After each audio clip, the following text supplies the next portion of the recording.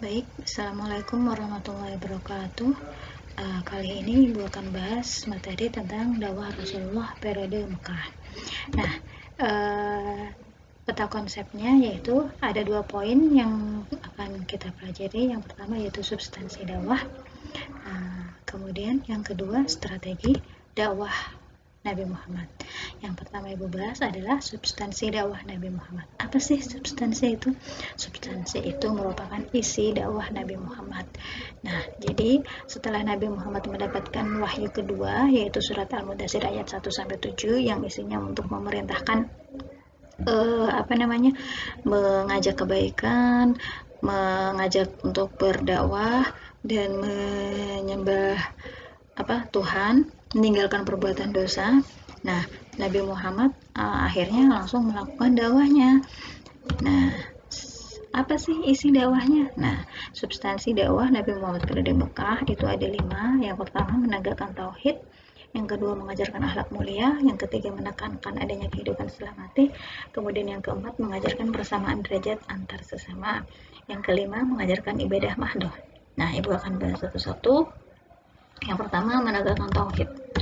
Menegakkan tauhid di sini Nabi Muhammad mengajak untuk menyembah Allah, untuk mengesahkan Allah. Jadi tidak ada Tuhan selain Allah. Nabi Muhammad mengajak untuk menyembah Tuhan yang sesungguhnya, yaitu Allah, bukan menyembah berhala yang dibuat oleh manusia. Nah, itu inti ajaran tauhid. Kemudian yang kedua mengajarkan akhlak mulia. Zaman jahiliyah kita semua sudah tahu bahwa kebiasaan buruk masyarakat Mekah sangat-sangat tidak bagus, tidak sopan, dan jauh dari kata Islam. Kayak misalnya berzina, mabuk-mabukan, berjudi, terus yang paling parah membunuh, terus memperjualbelikan manusia, itu sangat-sangat tidak manusiawi. Nah, makanya di sini Nabi Muhammad mengajarkan orang-orang Mekah untuk berbuat baik, meninggalkan perbuatan-perbuatan dosa, karena itu termasuk perbuatan dosa besar. Makanya Nabi Muhammad di sini mengajarkan untuk berakhlak mulia, berakhlak baik, akhlakul karimah. Nah, kemudian yang ketiga yaitu menekankan adanya kehidupan setelah mati. Di sini Nabi Muhammad mengajarkan bahwa kehidupan yang abadi, kehidupan yang sebenarnya adalah kehidupan akhirat nanti setelah mati, setelah meninggal. Orang-orang Arab berpikir bahwa setelah mati itu tidak ada kehidupan lagi, udah selesai. Nah, padahal tidak. Di sini Nabi Muhammad mengajarkan adanya surga dan neraka. Itu nanti ada di kehidupan akhirat. Orang yang baik akan masuk surga, orang yang jahat akan masuk ke neraka. Nah, itu yang diajarkan oleh Nabi Muhammad. Jadi kehidupan di dunia itu hanya sementara, sedangkan kehidupan yang abadi, yang kekal, yang sebenarnya itu ada di akhirat setelah meninggal. Nah, kemudian yang keempat yaitu mengajarkan persamaan derajat antar sesama. Jadi, kenapa Nabi Muhammad mengajarkan persamaan derajat antar sesama?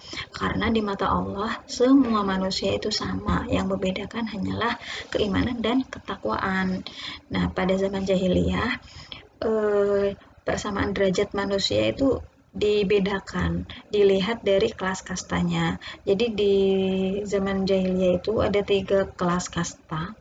Yang pertama kelas tinggi itu dari kalangan pemimpin atau ketua suku. Jadi zaman dulu kan belum ada pemimpin ya.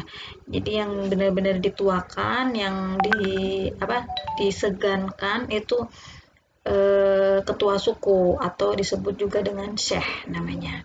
Nah, jadi mereka-mereka ini termasuk ke dalam kelas kasta yang tinggi.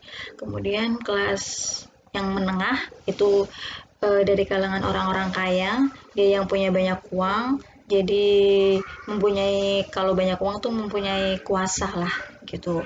Kemudian yang ketiga yaitu kelas rendah. Kelas rendah ini yang paling miris karena dari golongan hamba sahaya atau budak. Jadi di kalangan hamba sahaya ini benar-benar tidak bisa berbuat apa-apa. Jadi tidak punya wewenang, tidak punya tidak ada keberanian gitu karena di sini dia tidak punya apa-apa. Makanya di kelas rendah ini, di hamba sahaya ini statusnya sebagai budak. Jadi karena sebagai budak itu berhak diapa-apakan oleh majikannya, bahkan disiksa pun ada yang seperti itu. Nah, Nabi Muhammad di sini mengajarkan tidak ada yang namanya kaya dan miskin, tidak ada yang namanya cantik, bagus, ganteng, jelek, nggak ada.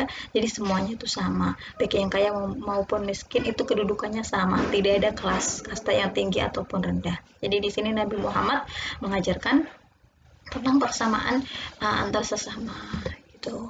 Kemudian yang kelima, mengajarkan ibadah mahdoh. Nah, ibadah mahdoh itu adalah ibadah wajib yang dicontohkan langsung oleh Nabi Muhammad. Kayak misalnya sholat, zakat, terus ibadah haji. Jadi Nabi Muhammad di sini mengajarkan dan mengajak orang-orang Mekah untuk membayar zakat. Jadi yang kaya wajib membayar zakat kepada yang tidak mampu atau yang kurang mampu. Kemudian mengajarkan sholat dan ibadah haji. Nah, selanjutnya yaitu metode dakwah Rasulullah. Tapi kita akan bahas nanti. Untuk sementara itu dulu. Terima kasih. Wassalamualaikum warahmatullahi wabarakatuh.